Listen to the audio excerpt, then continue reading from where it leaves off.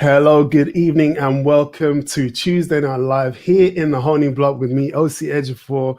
We are here and we have got another great show for you tonight. And tonight's show is very close to my heart because I'm kind of a semi-creative, but this is for all the creatives out there, all of you people who have creative skills or you have some kind of skills within the creative industry and you are wondering how to turn those skills into a monetized income, something that just crosses the boundary from having a hobby to actually having a real steady job.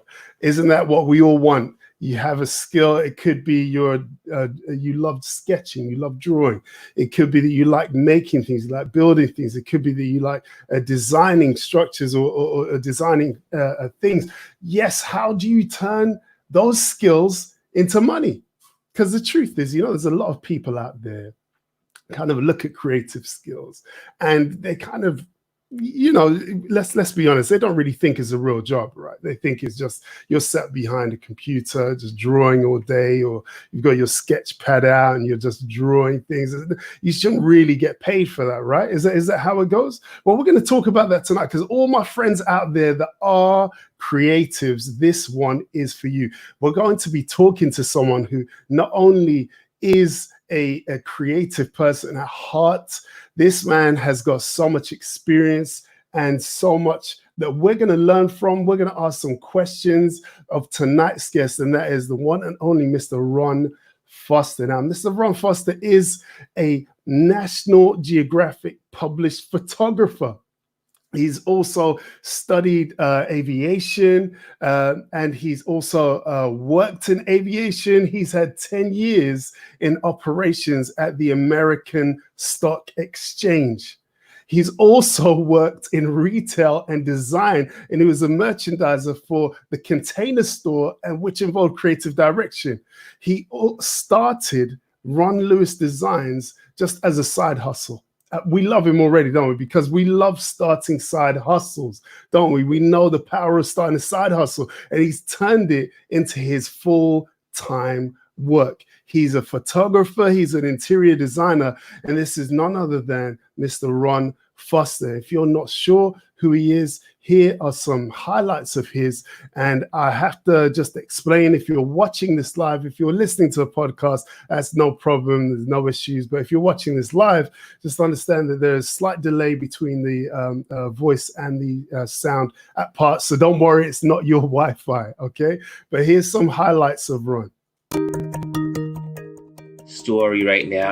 I am a visual storyteller. So I do a lot of different types of photography. So you'll see me do my landscapes, you'll see me do my wildlife, you'll see me do travel, you'll see me do all kinds of photography. But right now, since we are in this historic moment, I want to make sure that I did it justice and covered it and share it with you guys that are tuning into me and following me. Just want to make sure that you are getting the information.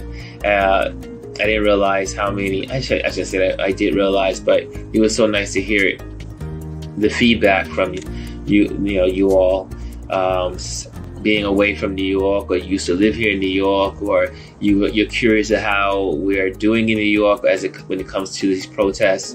And I've been able to give you these photographs, and you've been able to really just extrapolate what's going on here in New York. Welcome to the Honing Block, Mr. Ron Foster. How are you this evening, sir?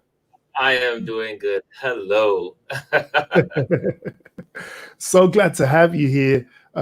You're in New York. You've been a New York resident all your life. Is that correct? All my life. I'm born and raised in New York City. Wow, that's excellent. Well, I'm so glad that you could join us tonight, all the way from New York. First of all, how has it been like? We hear stories on the news in relation to the lockdown, in relation to COVID-19. What has it been like for you living in New York, like New York City, New York, in fact, during this time? Definitely in the beginning, it hit us hard here in New York City. Out of nowhere, we had COVID everywhere, and then we got up to about, I think, almost $1,000, 1,000 people dying a day here in the state of New York, and so it became really bad. But I have to say, I take my hat off to our governor and our mayor for really coordinating an incredible comeback. Now I think we're down to probably roughly 10 people a day. I mean, you don't want to see loss of any kind, but Mm.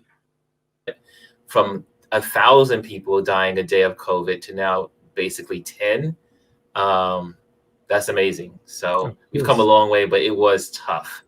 We were Mm. on lockdown. I was trapped in my house. I only went out 2 o'clock in the morning to go to a 24-hour deli and get my little Okay. groceries and pop back in the house because I didn't want to interact with too many people because you didn't know who had it. You didn't know I mean, we didn't know anything about the disease. It was new.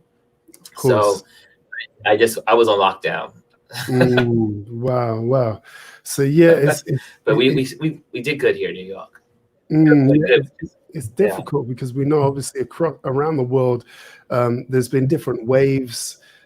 People have kind of overcome peaks, and then it's gone down again, and then it goes up again. So, it's good that you've stayed safe, that you've kept yourself well and healthy during this time. And naturally, our hearts go out to those people who've lost relatives and loved ones during this time. It's just, there's going to be a lot of different stories that come out of Yeah. this time. People are going to have a lot of different stories to tell. But I want to hear a little bit more about you. So, Ron Foster, we know you as Ron Lewis Photography, or Ron Lewis Foster. You are a photographer now, but that's not always been the case. Talk to us a little bit about. I mentioned a couple of things about your story, but tell us the real deal. Who is Ron Foster? Well, it started definitely. I mean, when I was a kid, I was like any other kid. I dreamed of being an astronaut. That was my main thing. I thought I was going to be a scientist, and I studied all the planets and all that stuff. And then I used to go out to my aunt's house. She used to pick us up on the weekends. We used to head out to Queens here in New York, and I just hung out there at the house. And she had like a stack of. I mean, it's amazing. It's amazing. She had two stacks. When I think about it now, she had National Geographic and she had Architectural Digest. Wow. And my aunt was just she's just vibrant, into new things. And she was also the person that was the buffer between my mother and I. So she always gave me that cushion, and I could talk to her about anything.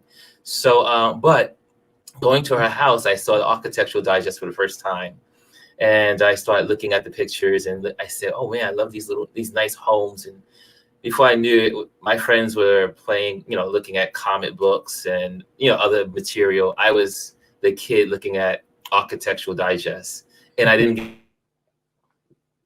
it. I could not get enough of it. Also, same thing with National Geographic. I was always fascinated by the pictures from different parts of the world, and I was just I was fascinated by the globe, just people and cultures, and but the pictures were really beautiful. Mm. So later on, I ended up going to neighborhood school, like most kids in New York, and I ended up because I thought going to Aviation High School is a school here in New York City. You specialize in aviation. And I thought that this would be my process to get to being an astronaut. So that's really why I went to the Right. aviation Okay. school. Agree. Because the ultimate goal was to, go to the Navy, become a fighter pilot or something of some sort, or go to the Air Force, Mm. and then become an astronaut. But I ended up falling in love with aviation, and learning about planes and about how they work. And then I ended up getting my FAA license to build aircraft and all that stuff. So then I ended up going to college. Then I ended up working in the industry. but not long because we were in a recession of some kind. And then I got laid off after working there, just half a year, I think it was. Mm. And I said, what am I going to do? I have all this aviation experience, but I knew I didn't want to travel all over the country just to find a job. And so I was home one day, and I was a nerd. So I looked at the Wall Street Journal or the New York Times when I was growing up. And I looked at the New York Times, and they had an ad for Wall Street jobs. And it said, Wall Street jobs, no experience necessary. And I was like, Ma, that's me. I have no experience. So they're calling for me. I want to find a job. I love that. And it's funny how those three words really do resonate with so many people. Yeah. No experience necessary. Yeah. The room, it was like the angels were speaking from heaven. And I ended up getting a job. And as a matter of fact, I tried out for the job, took this test, this exam. I was really good at exams, but this exam that they had to go through the process of being on the trading floor, which I did not know I was going to be working on the trading floor of the American Stock Exchange. Right. And but they had this test, and I failed the test the first time. I was like, holy crap, I never failed a test like this before. Well, I never had a test like that before. And but the lady, she was so impressed with how I took the exam. And then she was impressed by my personality. And she says, you know what? You're from an engineering background. This is not something that you're probably used to. Come back tomorrow and try again. Okay. And then I passed it. Wow. And I ended up being at the stock exchange for 15 years almost. Yeah. Wow. So, but during my time there, again, my interior design was like a hobby. My mother would leave the house. I would fix up furniture in the house. I would change the room around. I would put window treatment up. I would put new lighting in the house. I would go to my aunt's house and change the furniture around. And so, I was always doing the interior design thing because I was fascinated by it and moving furniture. And before I knew it, friends started asking me to do their dorms, their homes, and just kind of like as a hobby, I would just do it just for the fun of it. Wow. And then one of my friends, she said, you really need to make money doing this. I was like, I never thought about making money doing it. And one of my friends at the stock exchange, he had this beautiful home facing off the Hudson River. And he said, hey, won't you? And we were hiking buddies as well. So I used to go hiking a lot, rock climbing and all that outdoor stuff. And so he comes by my house and he sees how nice my house is. And he says, I want you to do the same thing to my house. And I'm going to pay you for it. Okay. And I said, oh, this sounds good. Yeah. And so then I realized I could make I was like, I can make money doing this. Okay, my friend, she's right. I can make money. So, and it became just one thing after another. And I started, getting projects, just recommendations. Someone said, oh, I need help with this. And then I would do the job. But it was just kind of like a side hustle. It was just to make money so I could travel because I love traveling and I like to go away on trips. So this is the way to get my extra money to travel. And that's how I lived for pretty much 10 years of doing the interior design business. Wow. And it was just a hobby. But then later on, I was working at the Container Store here in New York City. And I realized that, hey, maybe I should do this. Maybe I should incorporate this thing. I need all the tax benefits of it. So I was thinking about the tax benefits, also having a name, and I said, I think I need to make a LLC to make this work. And so that year I took money every paycheck. I put $25, $50 aside to be able to get all the legal documents and everything done. And so I just paid myself no matter what. It didn't matter if I had bills. $50 every paycheck went in my savings to make sure I got this LLC Right. done by the end of the year, because that was my Okay. goal. And once I got the LLC, and it was so funny, I had just got the LLC, and then 2 days later, a friend calls from the past saying, "Hey, we want you to design our daughter's wedding." Oh wow. And I was like, I was like, "Are you kidding me?" And I was like, I never designed a wedding before,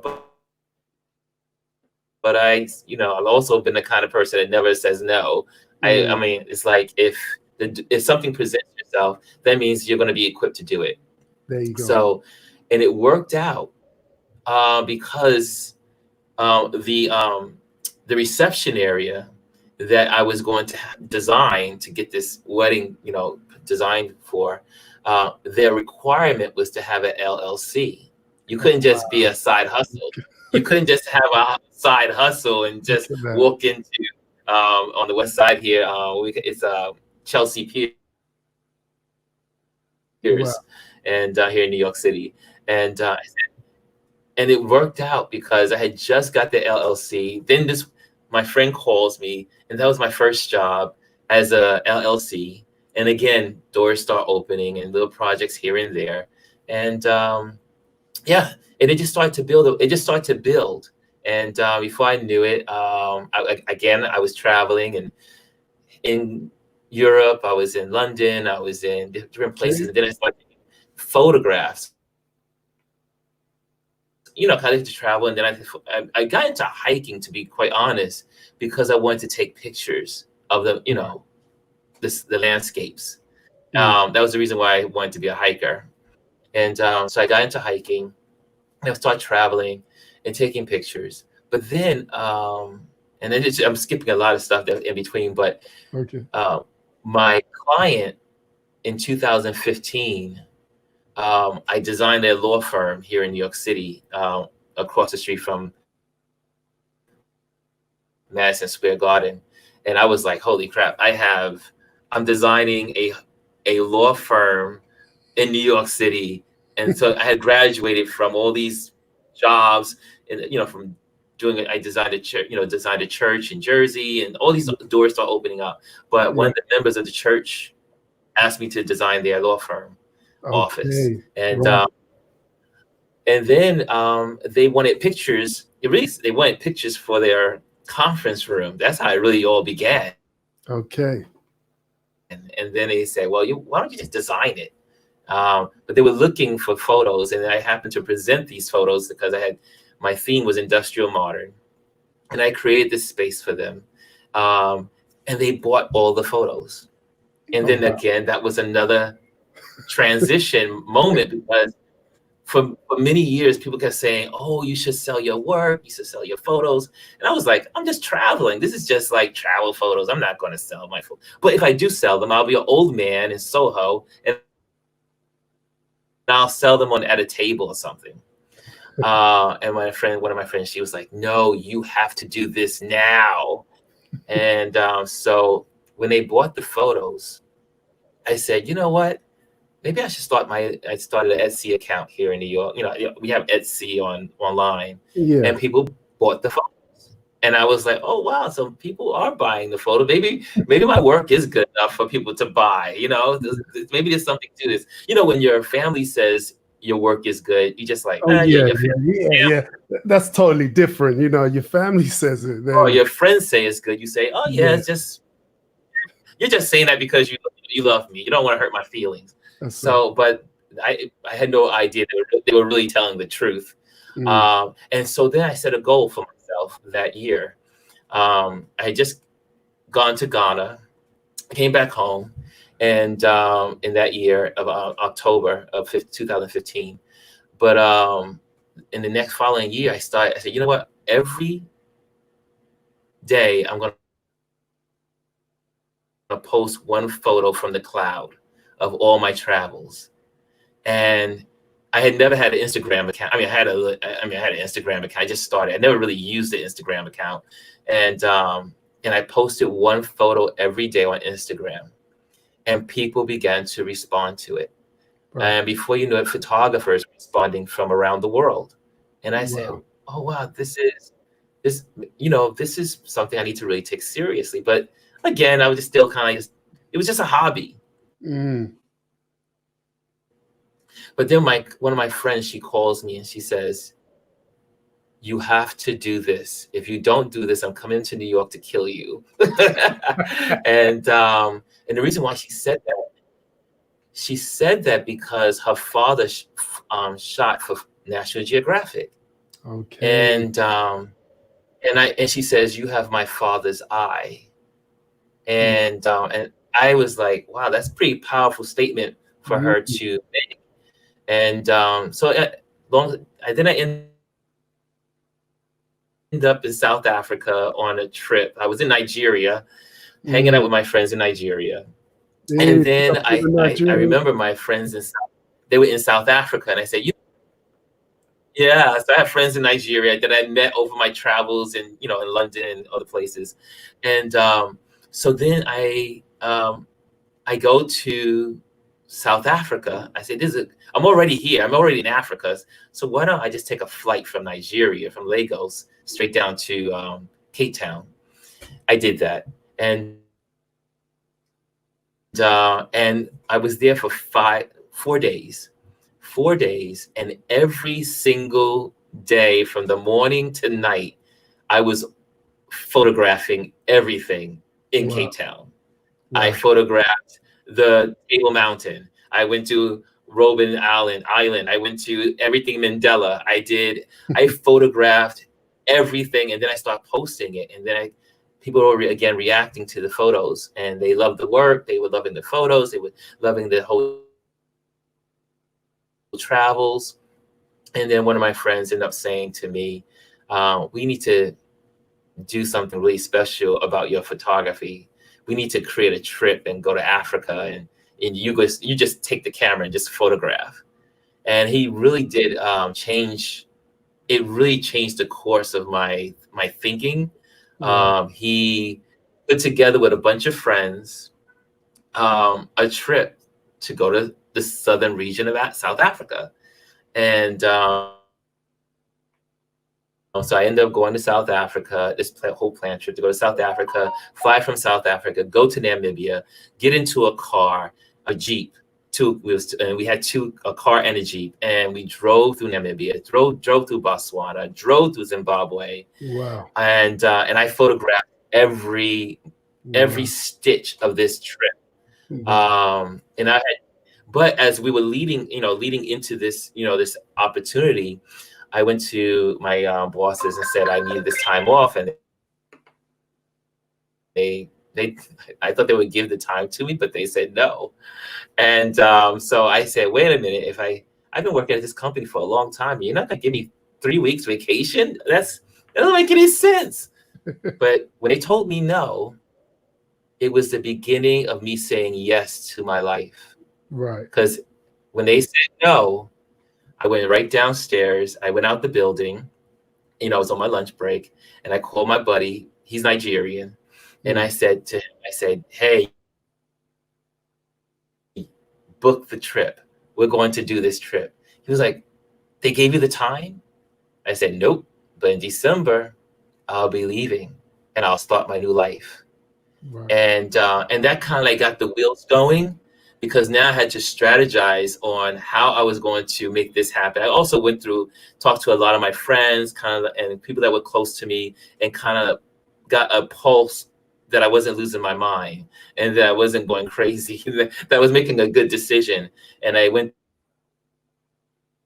to my family members and people that I really love and care about, and I know they care about me, and get some feedback from them, and some that were also business owners or part of businesses, and they all said, "Ron, this is an opportunity of a lifetime. Go for it." Mm. Mm. So that's what I did, and so end up refinancing my home. It was so funny because after I make this decision to leave my job in December, which was 10 months away, I said, now how am I going to live? So Oh my I goodness. said, how am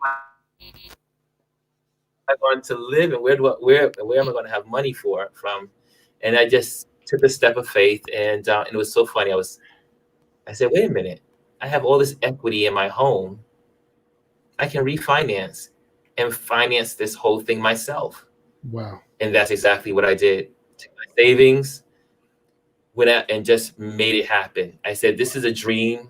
This is an opportunity of a lifetime. I got to do this. And stuff like this doesn't just happen. I have friends from Nigeria, they're African, I'm American, I'm going to be driving through Africa. You just can't do that. I mean, how often will an American just get in the car and start driving through Africa? It just doesn't happen. And I was with these incredible guys. We had such a great time. And I pissed them off a couple of times because I would not drive. I was so into my photography. I was like, look, I'm here to work. And for me, it was a vacation for them. But for me, it was I had gave myself an assignment, Right. My first assignment. Yeah. I paid for my own assignment to gather as much skills as I could as a photographer while traveling through Africa. And then those 3 weeks end up becoming 3 months where I ended up living in Africa, in South Africa. I ended up, some friends from Delaware, they said to me, well, you're going to be in Africa. Your buddies are leaving you. You're going to finish your assignment. We're coming to South Africa because, they're there every year. They said, why don't you spend time with us? And they also said, have you ever been on a wildlife, safari? And I was like, a wildlife safari? I was like, safari? No, never. And they said, well, we have a seat available for you. And I said, this is getting a little more interesting, this little leaving my job, trying to start a new life. And so what was so funny about this,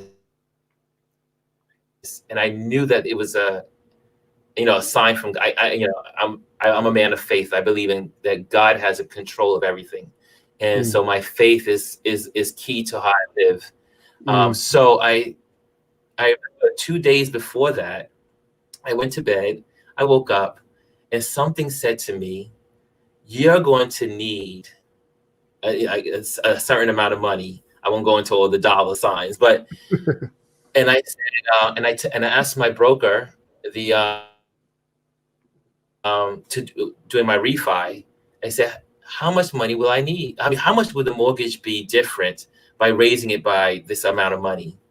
And she said, oh, it'll be about maybe $15 more on your mortgage, on your, the refi, the new mortgage. I said, add that to it, because something's saying I need this money.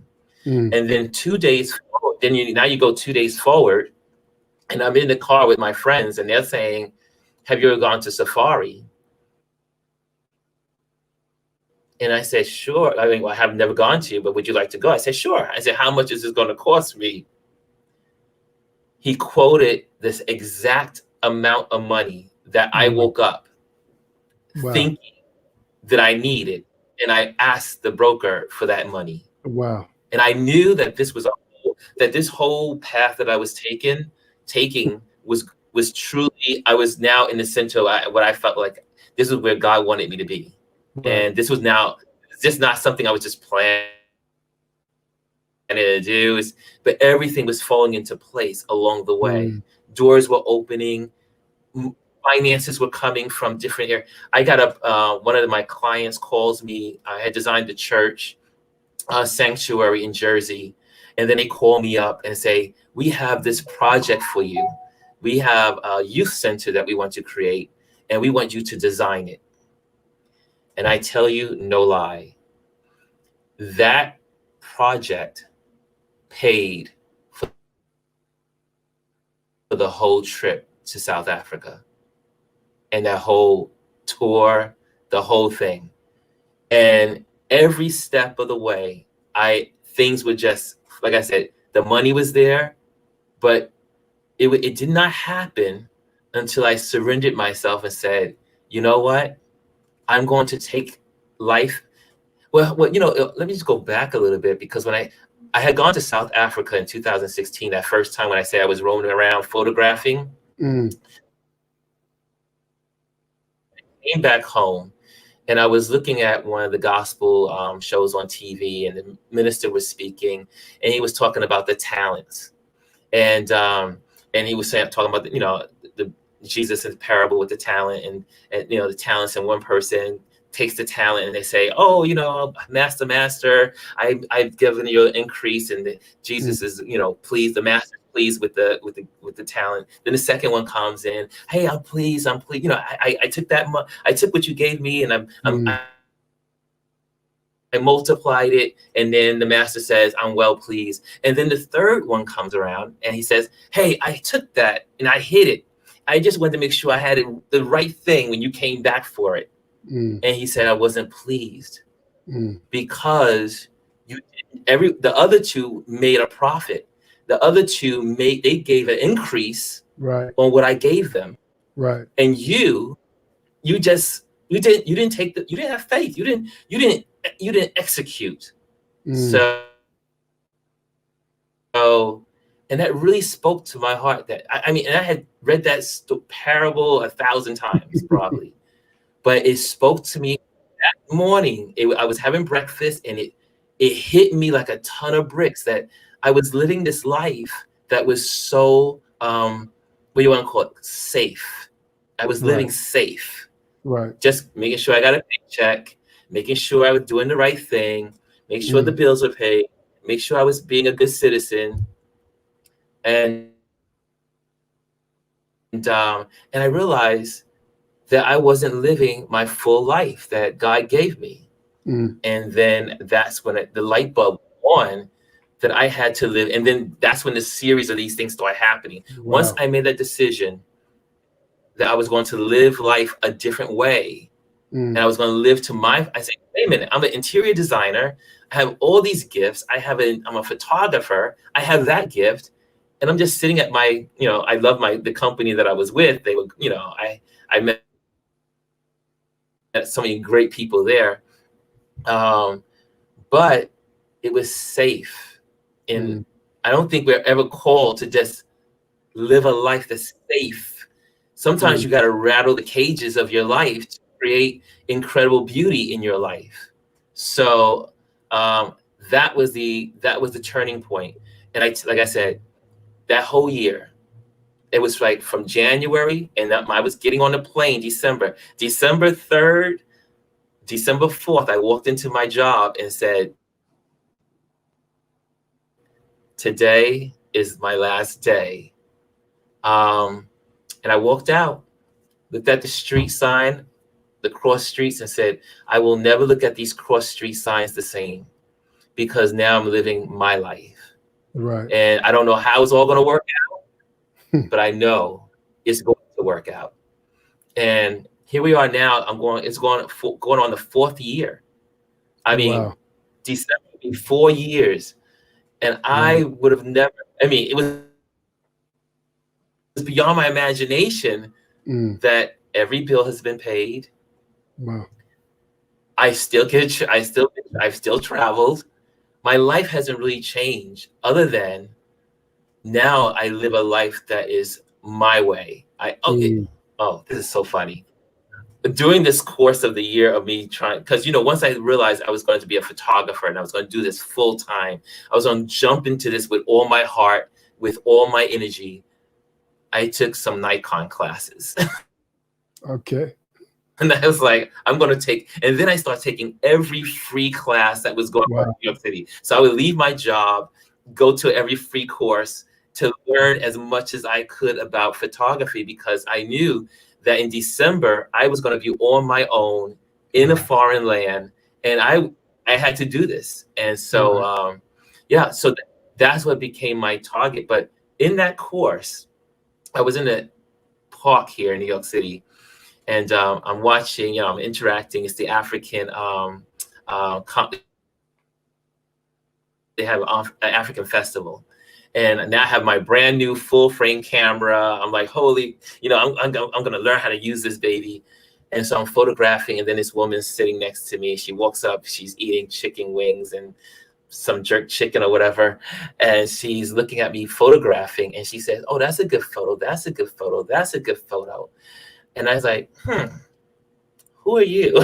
Like, do you do photography? She said, oh, I just like photography. I said, so Right. what do you do? She goes, I'm a life coach. And I said, oh, what's a life coach? And then she starts talking about what she does. And then I told her about what I was getting ready to do. And I can't tell you what she said when I told her that I was going to refinance my home with the bank that I was going to use. And she said, no, I can help you. I can give you, my client works for a bank, and she is going to help you get your refinance of your home. I'm going to connect you to her. And that, again, all these things were happening to make this dream a reality. And that lady that's at the bank is one of my biggest fans, and she's one of my Right. favorite people in the world. We're still friends Wow. to this day.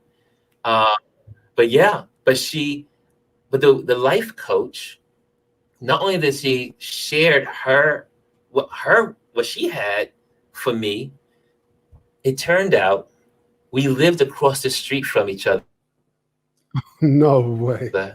for years No and had way. never met each other. No And way. and we became the best of friends. She's like a sister to me, but she's also my life coach. And so when she introduced me to, end up going to join the Manhattan Chamber. When I came back from Africa, I was like, okay, I got to make money. I can't just live off my, savings for forever. Yeah. And I need to make money. And so part of that was meeting people and learning the skill of networking. And the key to building a business is the quality relationships you have as you grow. I've met so many people along the way that have contributed in wisdom, experience, thoughts, influences. They have contributed, but through her, I ended up joining. Here in New York City, we have what's called, we have all the chambers here in America. I'm one of the ambassadors to the Manhattan Chambers here in New York City. And that happened where she was like, oh, you need to join this thing. And you're starting a business. You need to get out there. And, I was like, I can do this myself. I don't need to do that. I don't need to network. I don't need people. I can just go online and talk to people, Well, joining the chamber was one of the best things I had ever done. It opened up my mindset. It changed the way I was thinking. And I was able to now start building relationships. Like I was saying, I started meeting friends, talking to them, connecting with them, learning about their businesses. And it became more of me not thinking about my business. It became more of me thinking about them. I wanted to know how I could help them. How could I be of service to them? And then start sharing my world with their world. And before I knew it, when I started my business, I had probably, and then not that I judge the size of my LinkedIn account. Right. Mm-hmm. But it is an indicator. I had probably 200, 300 people on LinkedIn when I first started my business 4 years ago. Now I have almost 4,000 people on my LinkedIn. And I literally know all of those people because they weren't just names I just kind of like plucked out. They were literally relationships and people that I met through all the networking group meetings, networking events, parties, food events. I would connect with people all over just because I wanted to learn who they were, and I wanted to learn about how to run a business. And even on LinkedIn now, every birthday, every time they accomplish something, and that little thing say congratulations, I check in. I use that as a barometer to check in on all of these people on my networks. And now, first, I was used to, on LinkedIn, I used to reach out to people. I met them, so now I'm reaching out to them.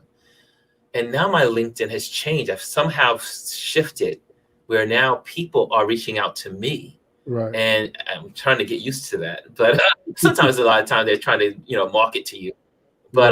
But I've also had some really people reach out, and then I've gotten, we got involved. We met through Better with Paul, Yeah. and then meeting people through that, and I've met so many great friends through that. COVID. I mean, yes, COVID was a bad situation for the world, but COVID was an incredible pivoting moment for those that wanted to pivot.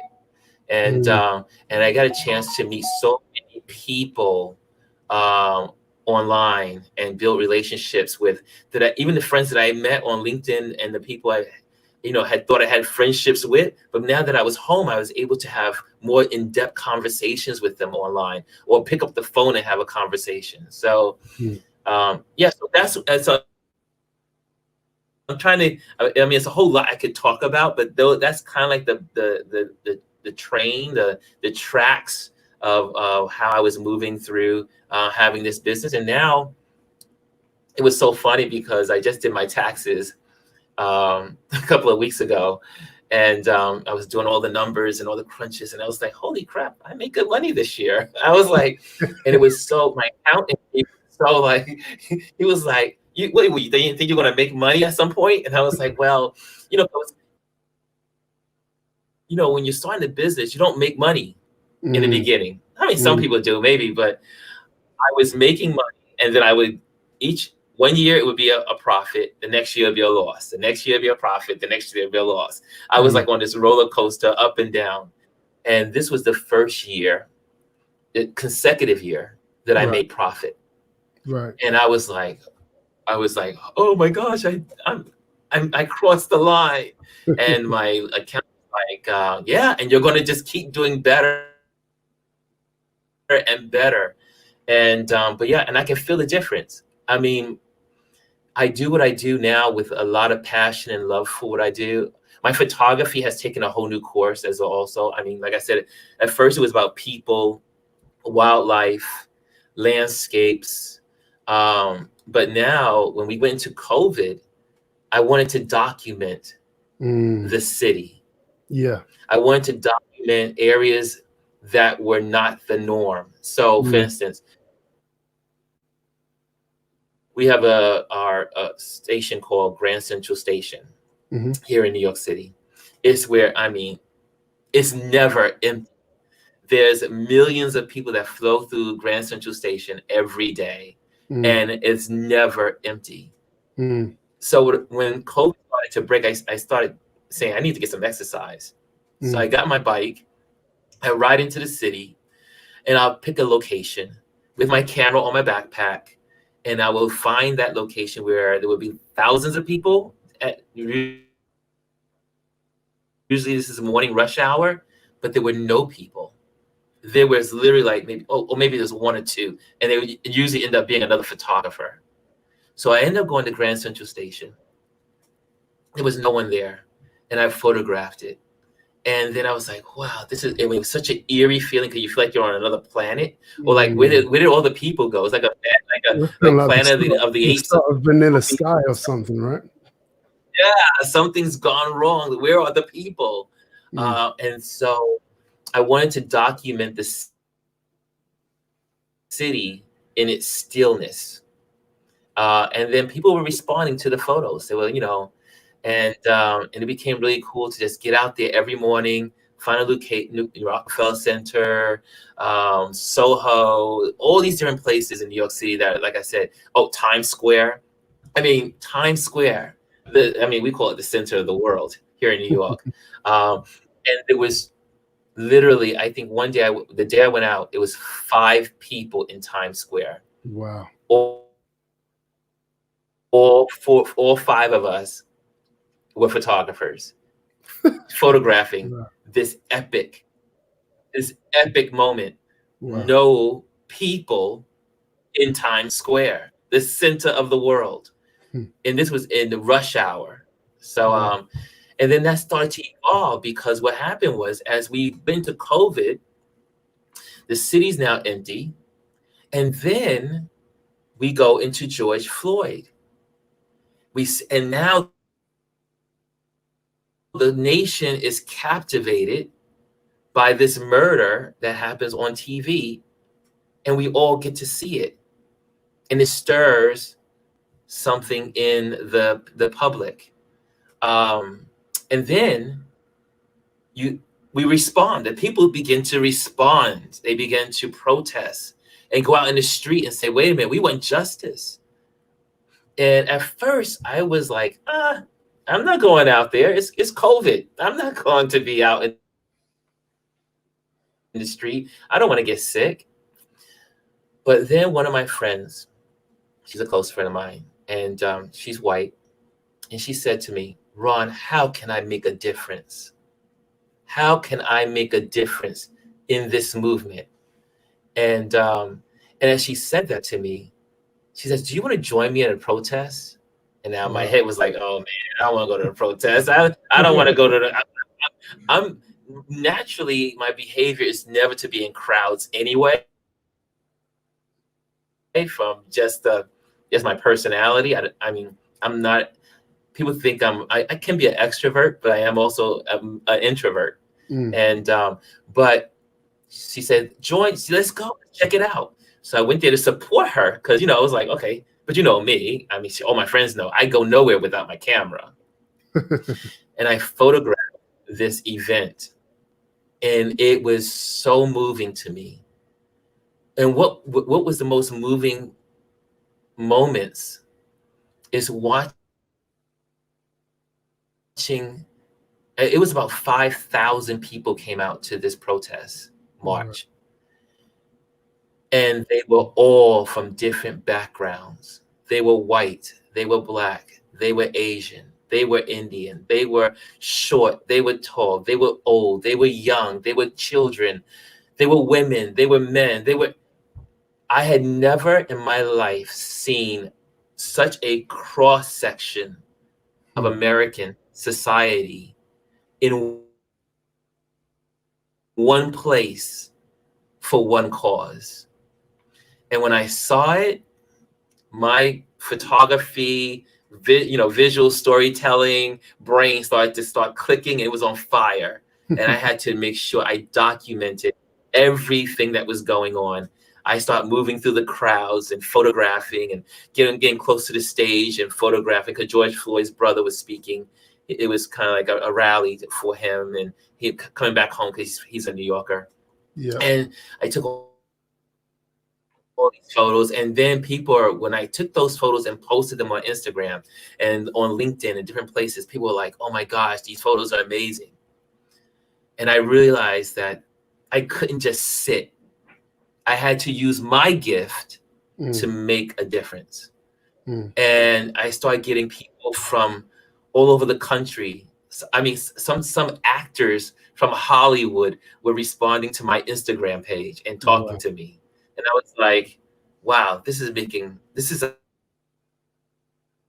important. And then I began to say, you know what?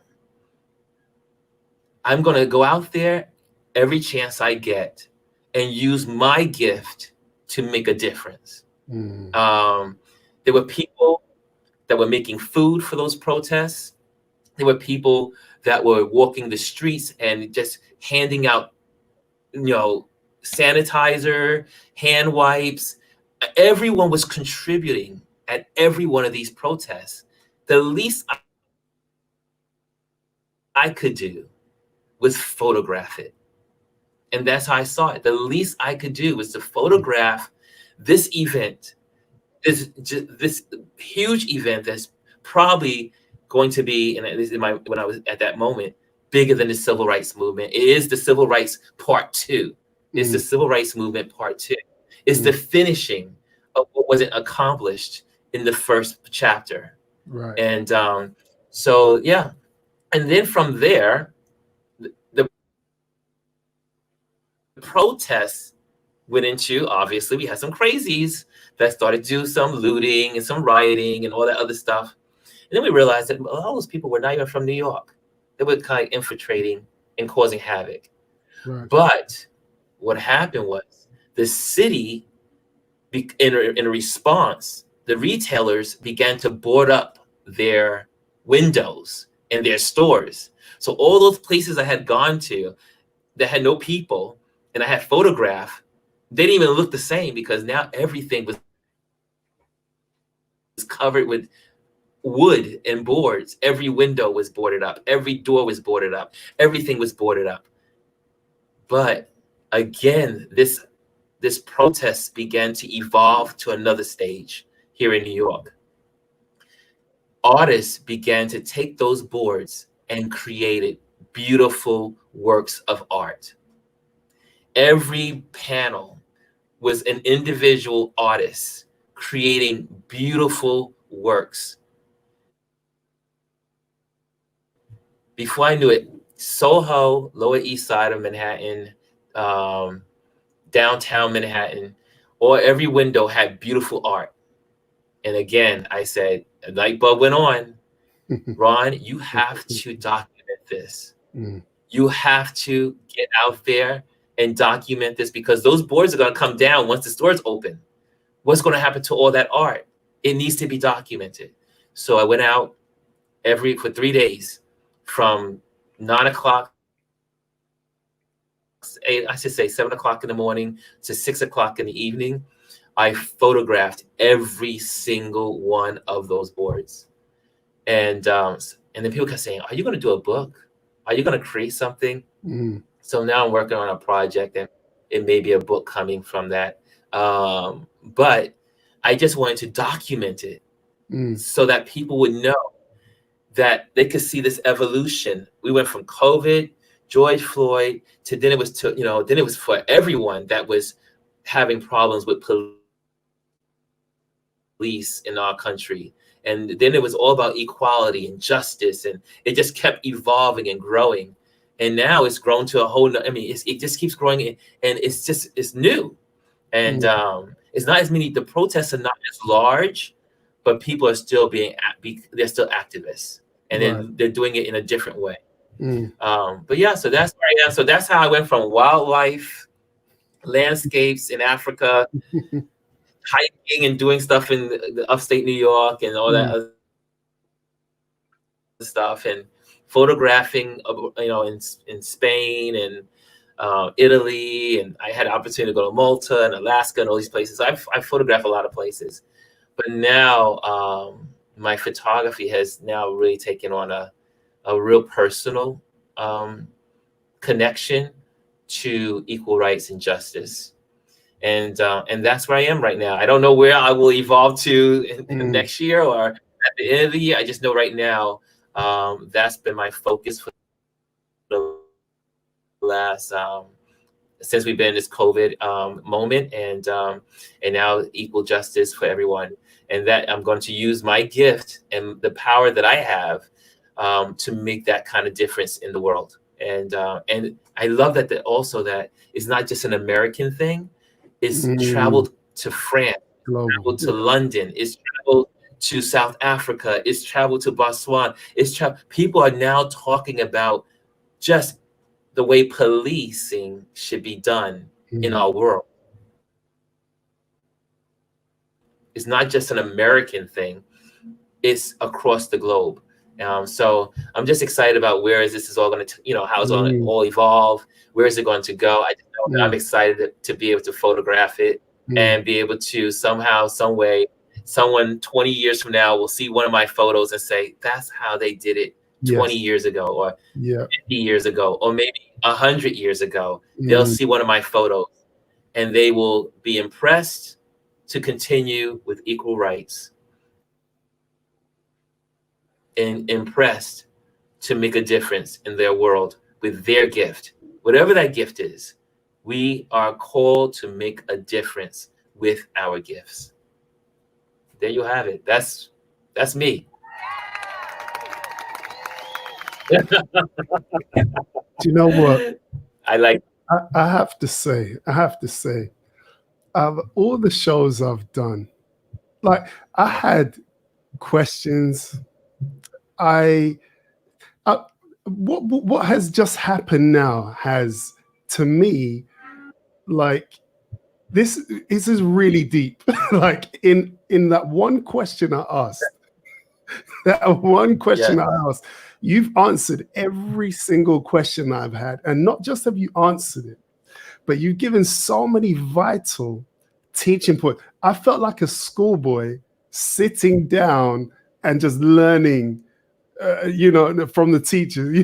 It's like it's been such a pleasure to listen to you talk and share your experience, uh, your Yeah, well, it's journey been in life, I'm glad to be here.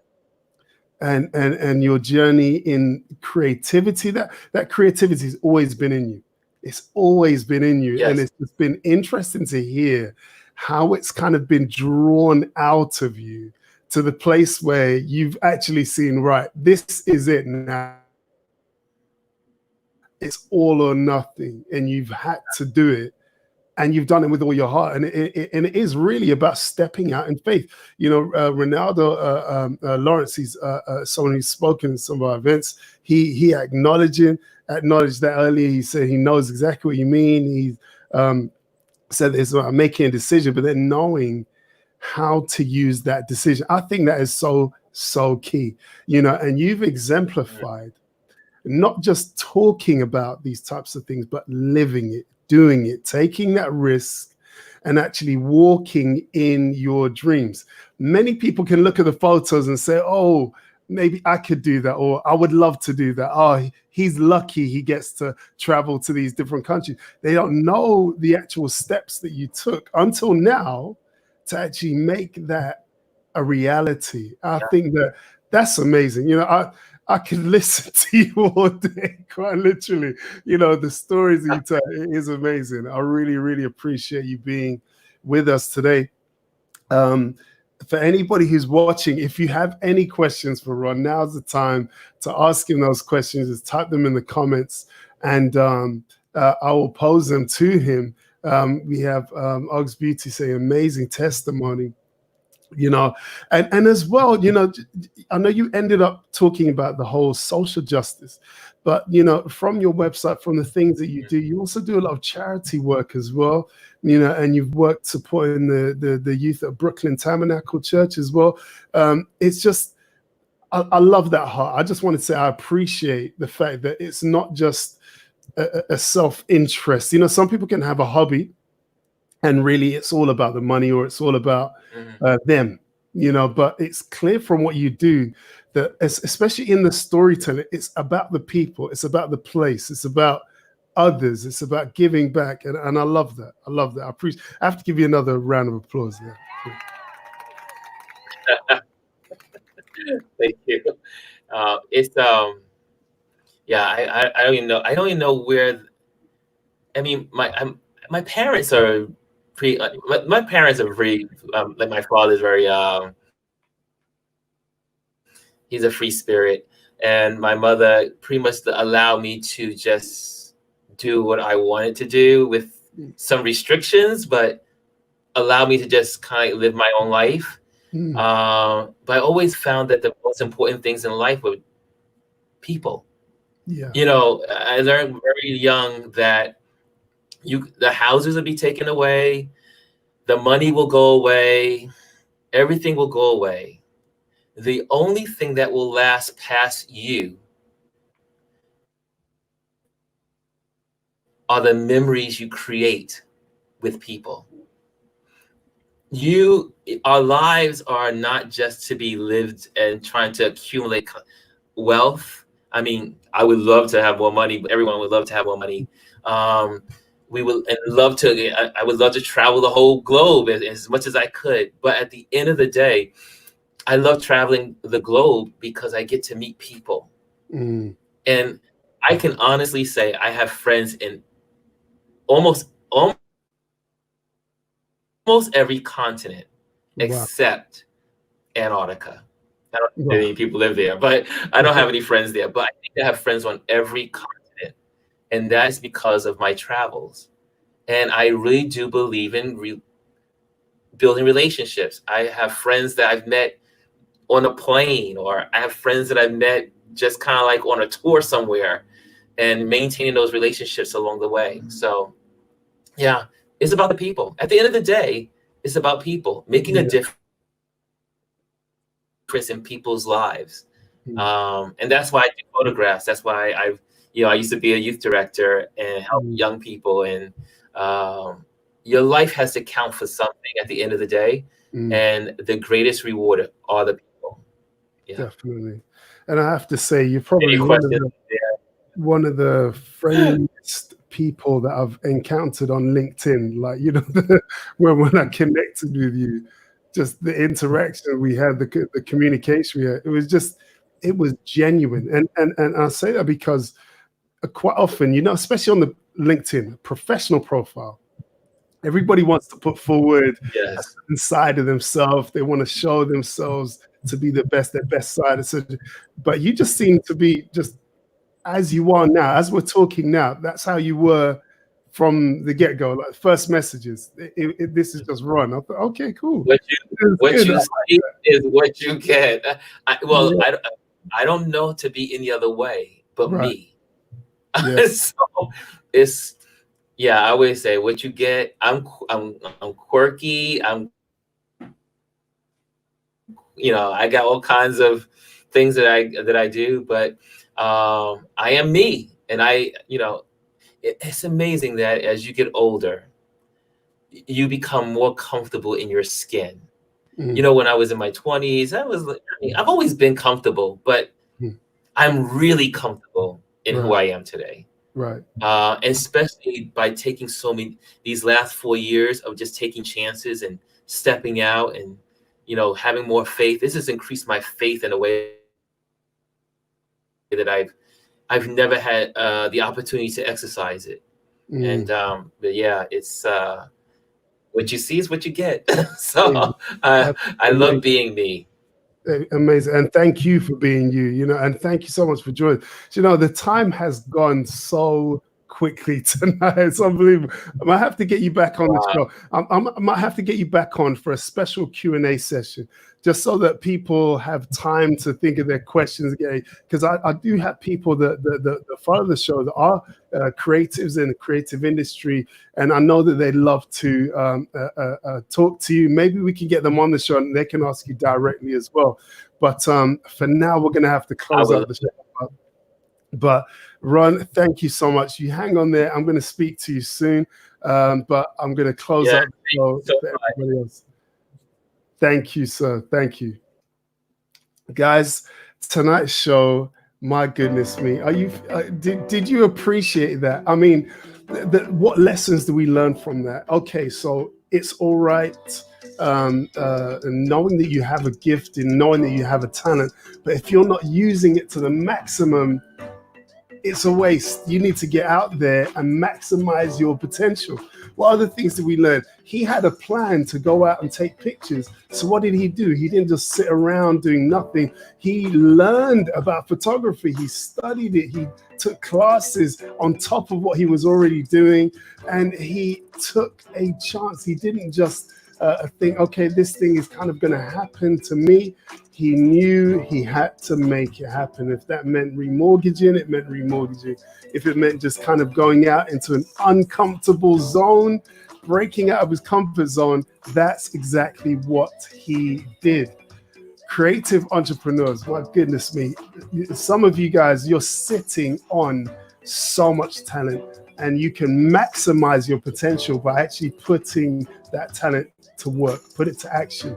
Go out there and be a blessing to somebody else and change this world, impact this world. Guys, I could go on and on and on. I really just fired up from that. And naturally, I asked one question and he spoke and just explained. And literally, no word of a lie. I had questions to do with how do you get into interior design? He answered that. I had questions about specifics of photography. He answered that. I had questions about how he managed to travel around different places of the world. He answered that. So every single question, I didn't need to ask them. I could have just sat back and just went, well, this is what I did. You saw me. I was the nodding dog tonight. But that's exactly how it is. When somebody has something to say, you just shut up and listen. And that's what I did tonight. I hope you've enjoyed the show. Guys, have yourselves a great, blessed week. And join us next week. We have Kiki on the Wednesday. She was supposed to join us last month. She was unable to. We've rescheduled for next week. And we are going to have a talk about one thing that Ron mentioned tonight as well, which is networking. We're going to talk about building our network and understand how to best do that as entrepreneurs. But guys, thank you so much for joining us today. Continue to share the content, continue to tell your friends about the show, and we will see you next time here in the Honing Block for Tuesday Night Live. Take care. Have yourselves a blessed week. Good night.